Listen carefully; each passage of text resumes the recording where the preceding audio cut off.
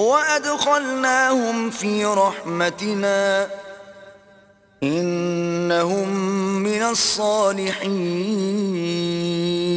اور ہم نے ان کو اپنی رحمت میں داخل کیا، بلا شبہ وہ نیکوکار تھے۔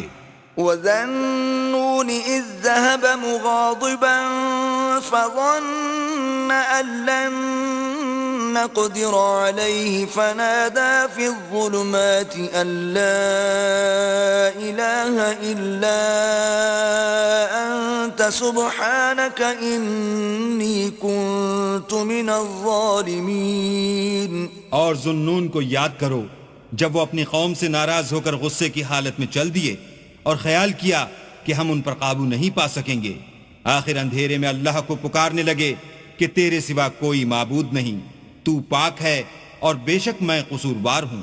فاستجبنا له ونجيناه من الغم وكذلك ننجي المؤمنين۔ تو ہم نے ان کی دعا قبول کر لی اور ان کو غم سے نجات بخشی، اور ایمان والوں کو ہم اسی طرح نجات دیا کرتے ہیں۔ وَزَكَرِيَّا إِذْ نَادَى رَبَّهُ رَبِّ لَا تَذَرْنِي فَرْدًا وَأَنْتَ خَيْرُ الْوَارِثِينَ۔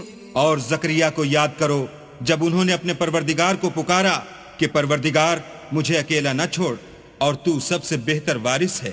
فاستجبنا له ووهبنا له يحيى وأصلحنا له زوجه